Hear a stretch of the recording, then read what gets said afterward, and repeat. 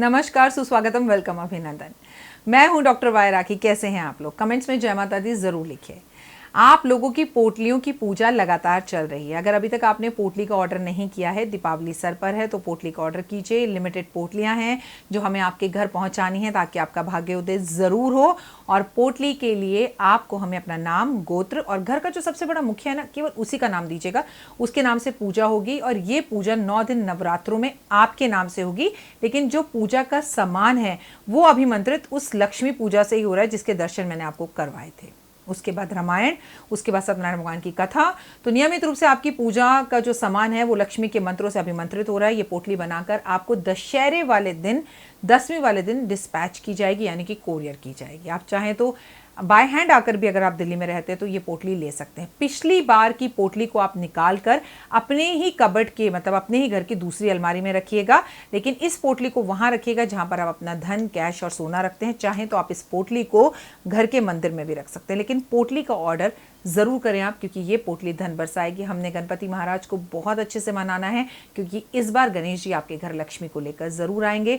इन 10 दिन में जब हम गणेश जी धरती पर हैं, उनकी पूजा कर रहे हैं, तो पोटलियों का सभी सामान पूजित किया जा रहा है, अभिमंत्रित किया जा रहा है। तो पोटली के लिए जल्दी ऑर्डर कीजिए इन तीनों नंबरों पर जो ऊपर बैनर में है। लेकिन जब भी आप पोटली का ऑर्डर करें, वीडियो कॉल कर मुझे देखें या ना देखें, लेकिन इस ऑफिस को ज़रूर देखें आप, ताकि किसी गलत राखी के हाथ में ना फंसे आप। जय माता दी। नमस्कार, सुस्वागतम, वेलकम, अभिनंदन। मैं हूं डॉक्टर वाई राखी। आप लोगों का स्वागत, अभिनंदन करती हूं आपके और अपने खुद के चैनल पर। कैसे हैं आप लोग? आपके घर में सब कैसे? जल्दी से कमेंट्स में जय माता दी लिखिए। माँ की जय करेंगे तो जयकारा ही हो जाएगा। और इस चैनल को लाइक कीजिए, सब्सक्राइब कीजिए, शेयर कीजिए अगर आपको मेरी बातें समझ में आती हैं, क्योंकि बिलीव इन कर्मा।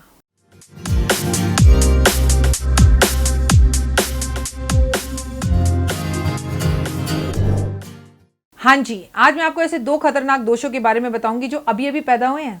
पहले ये दोष हमारे परिवारों में नहीं हुआ करते थे, इक्का दुक्का किसी घर में हुआ करते थे, लेकिन नहीं होते थे। लेकिन इन 2 दोषों ने, जो हर दूसरे व्यक्ति की कुंडली में है, जो हर दूसरे व्यक्ति के घर में है, जिसने जिंदगी को खत्म कर दिया है, जहां लोग डरे डरे और अलग अलग पंडितों के पास भागते और अलग अलग 20 उपाय कर चुके हैं, पर ये दोष खत्म नहीं हो रहे। आज यूं चुटकी बजाकर ये दोष खत्म करने का बिना पैसे का उपाय मैं आपको बताऊंगी। आप कहेंगे हाँ राखी जी, बिल्कुल सही कहा आपने, ऐसा ही करती थी मेरी मम्मी। आप कमेंट में लिखेंगे ऐसा ही करती है मेरी मम्मी, अभी भी ऐसा ही करती है मेरी भाभी, अभी भी। जिनके घर में आज जो मैं उपाय बताने जा रही हूं वो होता है, तो ये 2 दोष वहां पर नहीं है। चाहे कोई पंडित, चाहे डॉक्टर वाई राखी भी क्यों ना कह रही हो आपको, तो ये दोष आपके घर में नहीं है। क्या है वो महा 2 पापी दोष? पहला है पितृदोष और दूसरा है वास्तु दोष। ये 2 दोष ऐसे हैं, कुंडली खुलते ही सामने दिखाई देते हैं। लेकिन ये 2 दोष मुझे हैं, आपको हैं, संसार में सबको हैं, लेकिन ये हमारे बुजुर्गों में क्यों नहीं थे? क्यों वो लोग खुश थे? क्यों उनके घर में ये दोष नहीं होता था? जानना चाहते हैं आप? चलिए मैं बताती हूँ। पहले जमाने में ये 2 दोष बिल्कुल भी नहीं थे, क्योंकि ना वो लोग पूछ पूछ कर मकान बनाते थे, ना पूछ पूछ कर आर्किटेक्ट को बुलाते थे, ना वास्तुशास्त्री को बुलाते थे, ना दुनिया भर की साजो सज्जा के लिए दुनिया भर के लोगों को बुलाकर अपने मकान के बारे में पूछते थे। जहां प्लॉट देखा, जिधर देखा, खरीदा, 4 दीवारें खड़ी करी और अपने घर के 15 लोगों के साथ 2 कमरों में रहना शुरू कर दिया। लेकिन वास्तु दोष नहीं था, और 2 कमरों के अंदर 15 घर के लोग बेहद खुश, बेहद खुश। क्यों भाई? अब क्यों है ये?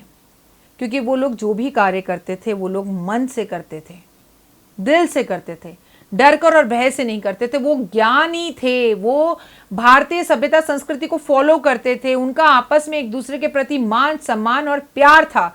उनकी रिश्तों में इज्जत थी। वो घर के अंदर बुजुर्गों के आते ही घूंघट किया करते थे। तो क्या घूंघट करने से वास्तु दोष खत्म हो जाता है? राखी जी कैसी बातें कर रही हैं आप चाहती हैं औरत हमेशा घूंघट करके रहे? यही कहना चाहते हैं ना? मैं कतई नहीं कह रही आप घूंघट करें, क्योंकि मैं भी घूंघट नहीं करूंगी।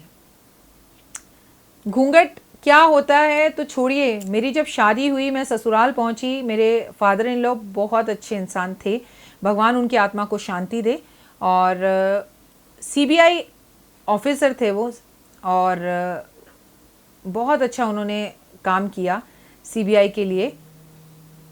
लेकिन आपको पता है एक बात, मैं पहली बार सत्यनारायण भगवान की पूजा हो रही थी, शादी के बाद बैठी तो मैंने कुछ इस तरह से अपने सर पर पल्लू कर लिया। मैं ऐसे बैठी और पापा को देखकर मैंने और उसको ऊपर कर लिया, क्योंकि हम पंजाबी हैं और वो साउथ इंडियन है। मैं ऐसे बैठ गई तो धीरे से मेरे पास मेरे पापा आए और उन्होंने मुझे कान में कहा, बेटा तुमने कोई पाप किया है? मैंने कहा नहीं पापा। तुमसे कुछ गलती हुई है? मैंने कहा नहीं पापा। तो तुम मुंह क्यों छुपा रही हो? यहाँ सब लोग बैठे हैं, किसी भी महिला के सर पर पल्लू नहीं है, ये पंजाब नहीं है। मैंने कहा पापा तो क्या पंजाब में सबने पाप किया है, गलती की है? नई नई शादी तो हुई थी, बट मुझे जिज्ञासा बहुत रहती थी। तो मैंने कहा भगवान के मंदिर में कभी खाली सर नहीं जाते, हमने बचपन से सीखा है। कह रहे जब तुम पैदा हुई थी तो तुम्हारे सर पे घूंघट था? मैंने कहा नहीं पापा। तो कह रहे इस भ्रम से बाहर निकलो और मेरे सामने आज के बाद घूंघट कर कर मत आना, क्योंकि तुम मेरी बहू नहीं बेटी हो। जैसे तुम इस संसार में आई थी वैसे भगवान के दर्शनों को जाने में क्या बुराई है। अब ये गुरुद्वारे में तो बात एप्लीकेबल नहीं होती, मंदिर में भी नहीं होती, लेकिन मुझे किसी का नहीं पता। पापा की वो बात आज भी मेरे कानों में गूंजती है। मैं कभी सर पर पल्लू नहीं करती। मैंने याद है पिछले नवरात्रों में जब वीडियो बनाई थी तो मंदिर गई थी तो एक महिला ने कमेंट भी किया था, मैम हम तो सब आपको देखकर सीखते हैं और आपने सर पर पल्लू नहीं कर रखा। तो भाई मैं नहीं करती, मेरे बुजुर्गों ने मुझसे कहा नहीं करना, साउथ का ये कल्चर है, सर पर कोई पल्लू नहीं करता, तो मैं भी नहीं करती। मुझे पापा की ये बात दिल पर भी लग गई कि सही बात है, मैंने कोई पाप थोड़ी किया, गुनाह थोड़ी किया है। जैसे मर्द रह सकता है बिना सर को ढके, वैसे औरत क्यों नहीं रह सकती? क्या आप मेरी बात से एग्री करते हैं? मुझे इज्जत देनी है तो मैं पापा को मन से दूंगी, दिल से दूंगी, और पापा की हर उस बात को मानूंगी जो ज़रूरी है। लेकिन मैं ऐसी बातें क्यों मानूं जो एक्चुअली नहीं है। लेकिन मैं जब गुरुद्वारे जाती हूँ तो मैं सर पर पल्लू करती हूँ, क्योंकि वो उनका कल्चर है। अगर मैं दरगाह में जाती हूँ तो मैं सर को ढकती हूँ, क्योंकि वो उनका कल्चर है। मैं किसी को भी आघात नहीं पहुँचाना चाहती। लेकिन मैं जब माता रानी के पास जाती हूँ तो मैं अपनी मांग में सिंदूर भरकर, मांग अच्छे से सजाकर, पैरों में बिछुआ पायल इस वक्त भी है मेरे, मैं जो कल्चर है उसे पूरा फॉलो करती हूँ। मैं अंगूठियाँ पहनती हूँ, मैं मंगलसूत्र भी पहनती हूँ। हमारा जो है साउथ इंडियन सोने की चेन वाला मंगलसूत्र होता है। अपने घर की हर बड़ी पूजा में मैं उस मंगलसूत्र को ज़रूर पहनती हूँ। देखिए रोज़ पहनना संभव नहीं है, क्योंकि सोने की मोटी चेन है और दिल्ली में चेनें हमारी सोसाइटी के बाहर से ही बहुत लोग खींच के ले गए हैं। तो अपनी सेफ्टी के लिए घर वाले मना करते हैं कि मत पहन कर बाहर जाओ। तो वो जो मैं फॉलो कर सकती हूँ वो मैं फॉलो ज़रूर करती हूँ। बट मेरी कोशिश रहती है कि मेरा गला खाली ना रहे, कुछ ना कुछ हो, चाहे आर्टिफिशियल हो, चाहे सोने का हो, चाहे चांदी का हो, पर ज़रूर हो। तो मैं अपने उस कल्चर को हमेशा से इन चीज़ों में फॉलो करती आ रही हूँ। तो मैंने फॉलो किया। मैंने कहा पापा सही बात है, ऐसा तो कुछ नहीं किया है कि मैं ढकूं। तो मैंने जब से घूंघट करना छोड़ दिया। लेकिन अपने घर और अपने बुजुर्गों की बात आप सुनिए। हमारे घर से जितने लोग हुआ करते थे ना पहले ज़माने में, उनके यहाँ वास्तु दोष क्यों नहीं होता था? वो सब उठते थे सुबह, उठने के बाद लोटा लेते थे, नहा धोकर अपना लोटा लिया, अपने घर के मटके से उन्होंने जल लिया और घर के आसपास शिवलिंग पर जाकर उन्होंने जल चढ़ाया। अब मटका क्या है? मिट्टी, ठीक है। मिट्टी क्या हो गई? मटके को पितरों का रूप बोला जाता था, पितर, क्योंकि हम सब मिट्टी में ही मिल गए ना, हमारे पितर भी मिट्टी में मिल गए, हम सबको भी मिट्टी में ही मिलना है, ये शरीर मिट्टी का बना हुआ है। तो आपने एक मटका में से पानी लिया, या घर के नलके में से पानी लिया, घर के कुएं में से पानी लिया, पानी लिया, आप शिवलिंग पर गए और आपने जाकर वहां जल चढ़ा दिया। तो जितना भी पितृ दोष था उस मटके में, उस लोटे में आया और जाकर शिवलिंग पर अर्पण हो गया। तो कैसा पितृदोष और कैसा वास्तु दोष? घर साफ, खुला, हवादार, धूप आ रही है, घर के अंदर छत पे से लेके नीचे तक सूरज की रोशनी आ रही है, दरवाजे खुले हैं, दिन में ट्यूबलाइट जलाने की जरूरत ही नहीं। घर के अंदर बाथरूम, घर के बाहर, घर के अंदर पैर धोए बिना नहीं आना, घर के आंगन में कुआं, नीम का पौधा, तुलसी का पौधा, तमाम तरह की चीजें। तो वास्तुदोष होगा कैसे? लेकिन अब क्या है, हम मंदिर जाते हैं, मंदिर से ही लोटा लेते हैं, मंदिर का ही जल लेते हैं, मंदिर का ही शिवलिंग होता है और जल चढ़ा देते हैं। भोलेनाथ अंदर से कहते हैं इतना भी कष्ट क्यों किया, तू क्यों आ गई, मैं ही घर आ जाता, इतना भी कष्ट क्यों किया? सच बताइए, हम में से कितने लोग हैं जो अपने घर से लोटा जल भरकर शिवलिंग पर अर्पण करने जाते? कुछ नहीं होता हमारा, लेकिन हम में मैं होती है। मैं गई थी मंदिर, मैंने शिवलिंग पर जल चढ़ाया, मैंने ये किया। अब आप कहेंगे राखी जी क्या करें, लोटे में जल भर के ले जाएं, घर के आसपास मंदिर नहीं है, विविधताएं भी हैं हमारी, मंदिर दूर हैं, गाड़ी में बैठते हैं, लोटा छलकता है। अरे एक परमानेंट लोटा मंदिर में आप अपने नाम का रख सकते हैं, जिस मंदिर में आप जाते हैं। तो पहली बार तो लोटा आपका हो गया। कहीं से भी एक बिस्लरी की बोतल खरीद लीजिए, घर से बोतल पानी में लेकर जाइए और आप शिवलिंग पर अर्पण करिए। लेकिन जब आप उसमें समर्पण की भावना रख रहे हैं तो दूध आपने बाजार से ले लिया, लोटा आपने मंदिर का ले लिया, जल आपने मंदिर का ले लिया, शिवलिंग तो पहले ही मंदिर के थे, आपका क्या गया? तो कहाँ से वास्तु दोष या पितृ दोष उस घर का खत्म होगा? कोशिश करें, पहले ज़माने की महिलाएं घर का कुछ एरिया कच्चा रखती थी, आंगन कच्चा रखती थी, उसे लेपती थी, काम मिलता था उन्हें। लेकिन अब आपको और मुझे तो क्राइम पेट्रोल देखना होता है, अब आपको और मुझे तो सीरीज़ देखनी होती है, अब आपको और मुझे तो वीडियोस देखने होते हैं, तो हम कहाँ कच्चा रखेंगे, कहाँ हम गोबर को हाथ लगाएंगे? क्योंकि जिस भी घर में थोड़ा सा भी गाय का गोबर चलकर आ जाए, वहाँ का वास्तु दोष तो अपने आप ही खत्म हो जाता है। अब तो लोगों के घर तुलसी भी पूरी तरह से नहीं पनप पाती। अगर तुलसी नहीं पनप रही है तो ये समझ लीजिए कि इसमें कुछ नेगेटिव नहीं है, आपका कोई कार्य नहीं बन रहा। जो कष्ट और तकलीफ तुलसी अपने ऊपर ले रही है, तुलसी तो फिर भी आपका भला ही कर रही है। लगाते जाइए, वो मुरझाती जाएगी, आप लगाते जाइए। लेकिन हम क्या राकेश जी, हम भी कितनी लगाएं? अब तो हमने लगानी ही बंद कर दी, नहीं पनपती। तो बहुत बड़ा काम कर दिया आपने। यकीन मानिए, 3 चीज़ें हमेशा याद रखिए। अच्छा सोचना बहुत ज़रूरी है, अच्छा करना बहुत ज़्यादा ज़रूरी है, तभी अच्छा होता भी है। अपनी आँखों के ऊपर, अपने कान के ऊपर, अपनी जीवा के ऊपर पूरा कंट्रोल रखिए। ना बुरा देखो, ना बुरा सुनो, ना बुरा बोलो। शायद सही, बिल्कुल सही कहा था किसने? गांधी जी ने। आज 15 अगस्त वाले दिन ये शूटिंग करते हुए मुझे वो याद आ रहा है, क्योंकि जब हम किसी का बुरा बोलते हैं तो अपना बुरा होता है, जब हम किसी का बुरा सुनते हैं तो मन दुखी होता है, जब आंखों से कुछ बुरा देख लेते हैं तो दिल आघात पहुंचता है कि अच्छा ये मेरी बुराई करती हैं। तो कहीं ना कहीं हम अपने अंदर बैठे उस आत्माराम को तकलीफ पहुंचाते हैं। हम अपने अंदर बैठे उस आत्माराम को तकलीफ ही क्यों पहुंचाए? जो जो कह रहा है कहने दो। आपको आपकी फ्रेंड आकर कहती है फलाने ने तेरे लिए ऐसा कहा। अरे तेरे सामने तो नहीं कहा ना, तूने अपने कानों से तो नहीं सुना ना। दुनिया तो सीता जी के लिए भी बोल रही थी, जो राम जी ने वेश बदल कर सुना अपने कानों से। लेकिन जब अपने कानों से सुना, सीता का त्याग तभी करा। सुनी सुनाई बातों पर विश्वास नहीं किया। तो कुछ तो लोग कहेंगे, लोगों का काम है कहना, थोड़ा सा कंट्रोल करो। एक बात हमेशा याद रखना, गाय, बेटी और धन किसी को भी मत दे देना उठाकर। अगर बेटी आपने किसी को भी दे दी, वो दुखी रहेगी, आप दुखी रहेंगे। शराबी है, उसको रोज शराब पी के मार रहा है, आप परेशान रहेंगे। गाय आपने किसी भी गरीब ब्राह्मण को दे दी, उसके घर में कुत्तों कुछ खाने के लिए नहीं है, वो आपको क्या खिलाएगा? गाय को क्या खिलाएगा? वो गाय को बेचेगा, एक से दूसरे, दूसरे को तीसरे, तीसरे से चौथे, चौथे से पहुंचते पहुंचते वो कसाई खाने पहुंच जाएगी, बिकते बिकते। इसलिए गऊ का दान हमेशा वहां करें जहां गऊ पालन करने की हैसियत हो उस इंसान की, हिम्मत हो उस इंसान की। जब गाय कटेगी ना, तो कभी भी उस व्यक्ति को बद्दुआ नहीं देगी जिसने उसे बेचा। बद्दुआ उसे देगी जिसने संकल्प लेकर उस ब्राह्मण को गाय दी कि वो मैं तो कट रही हूं पर तेरे वंश में भी कोई ना बचे। बेटी का भी आपको समझ में आ गया, गाय का भी समझ में आ गया। धन, धन कभी किसी ऐसे इंसान को मत दो जो जुए में, शराब में, मस्ती में, कर्जे में, शौकों में, लड़कियों में और गलत कामों में आपके पैसे को लगा रहा है कि आपको दुख हो। और आप अगर ऐसा करते हैं तो आप लक्ष्मी का अपमान करते हैं। आपने अपने घर में आई हुई लक्ष्मी किसी के झूठे आंसू देखकर उसको दे दी, और उसके बाद आपको भी तिल तिल वैसे ही रोना पड़ेगा जैसे कि वो लक्ष्मी का उसने अनादर किया, बर्बादी की और वो रोया। इसीलिए बहुत सोच समझ कर किसी को भी लक्ष्मी देना, हर किसी को उठाकर लक्ष्मी मत देना। हमेशा एक बात याद रखो, जिंदगी ना बहुत खूबसूरत है, बहुत खूबसूरत है। और जितनी भी महिलाएं हैं, आगे करवा चौथ आएगा, हमारे पितृ मनाएंगे, हम पितरों के ऊपर वीडियो बनाएंगे, हम पितरों को कैसे बनाएं। जितनी भी महिलाएं, उनसे मैं एक बात कहूंगी कि आप ना हमेशा अपने आप को धर्म पत्नी कहो।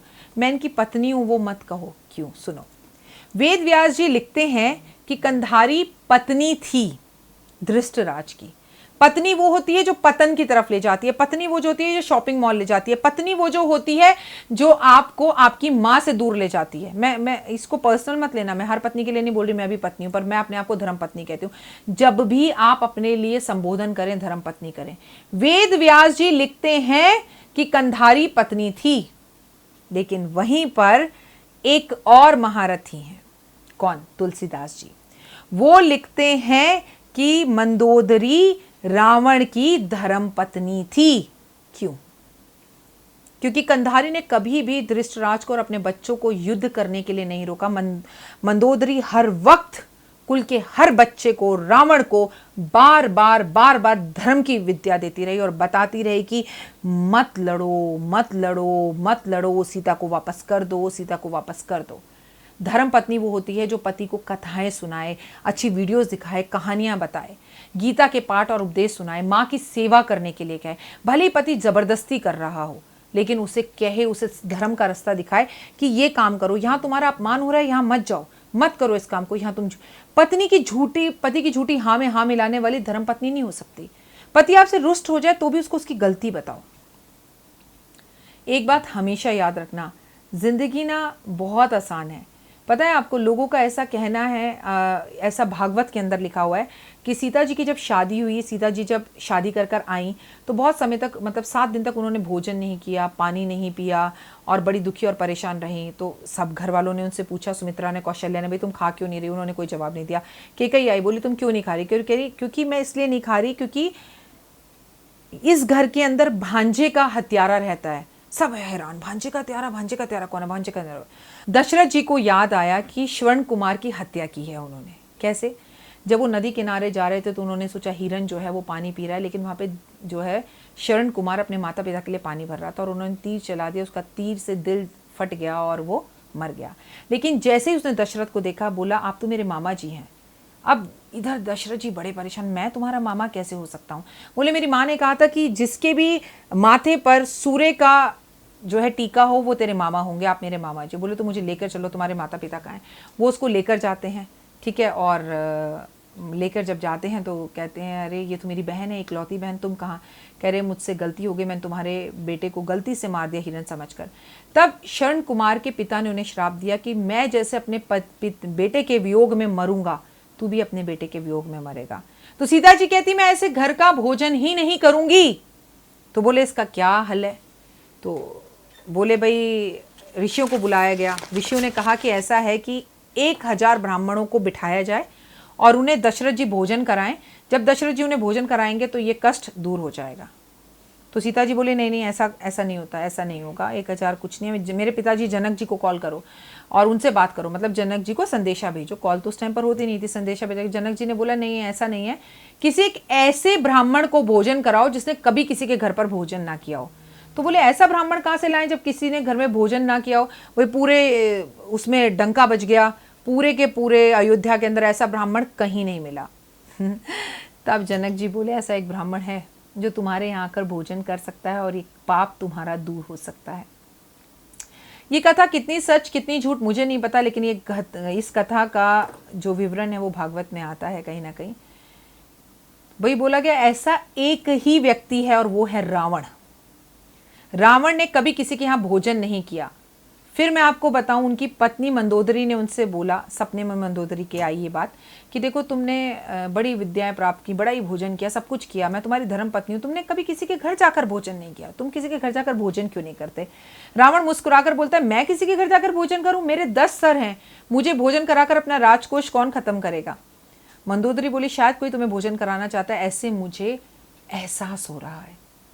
इधर दशरथ जी का संदेशा रावण जी के पास पहुंचा कि आप हमारे यहाँ भोजन करने आओ। रावण ने कहा मैं बिल्कुल भोजन करने आऊँगा। फिर रावण वहाँ भोजन करने गया, दशरथ जी को गले लगाया, उनके यहाँ भोजन किया और उसके बाद उनका ये कलंक हटा। लेकिन फिर भी श्राप से मुक्त नहीं हो पाए वो, और अपने बेटे के वियोग में ही उनकी भी मृत्यु हुई।